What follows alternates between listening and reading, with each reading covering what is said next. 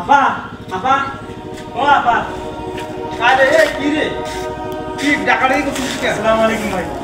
হ্যাঁ আসসালামু আলাইকুম সালাম। তোর কি সমস্যা কি? আপা বাড়িতে আছে।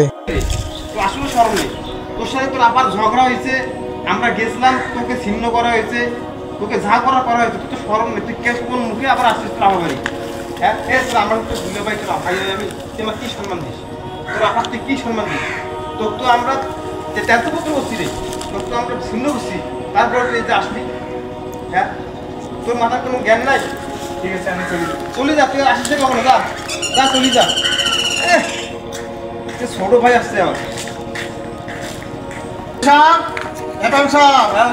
এদিকে আসেন। আর কি খবর, ভালো আছেন? ওয়ালাইকুম ভালো আছি। আরে যাচ্ছি, তা আমি দেখতেছি আমার শালা না না কিছু না। আপনার তো হবে, আপনি মিথ্যা কথা বলেন না, বুঝছেন? আরে ওই শালা টালা হয় আর কি।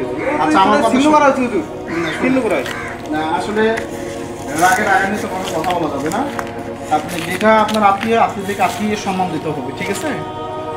আপনার এটা কিন্তু ভগ্নিপতি বলেন, আর শালা বলেন, আর ভাই বলেন, যেটাই বলেন, এটা আপনার আপন জনের জন্য। কারণ এর বোনকে যদি আপনার হাতে তুলে না দেন তাহলে আপনার আত্মীয় আজকে হতো না, ঠিক না? যেহেতু এনার বোন তোমার হাতে দেওয়ার কারণে আত্মীয়রা মনে করো হয়েছে, সেই সূত্রে আপনি আপনার মেহমান এনে, তো আপনার মেহমান যেহেতু আপনার এখানে আসছে, আপনার বাসা আসছে, মেহমানকে কীভাবে সম্মান করা লাগে, কীভাবে তাকে আদর যত্ন করতে হবে সেটা তো জানা দরকার। আপনি জ্ঞানী মানুষ, আপনি তো অজ্ঞানী না, আপনি তো সবের ধরনের জানা আছে রে ভাই। কেন আপনি এরকম করবেন? আপনি অবশ্যই তাকে সম্মান দিতে হবে, কারণ ওনার বোন তো এই বাসায় আছে। যাক, আপনি মনে রাখতে হবে, কারণ আপনি যেভাবে এনার সাথে আচার আচরণ করবেন, আসলে হাদিসের মধ্যে এগুলো একটাও নেই। কথা বুঝতেছেন ভাই? হাদিসের মধ্যে আছে লা ইয়াদখুলুল জান্নাতা কাতির। হাদিসের মধ্যে বলছে, আল্লাহ রাসূল সাল্লাল্লাহু আলাইহি ওয়াসাল্লাম বলতেছেন যে আত্মীয়তা ছিন্নকারী কখনো জান্নাতে প্রবেশ করতে পারবে না।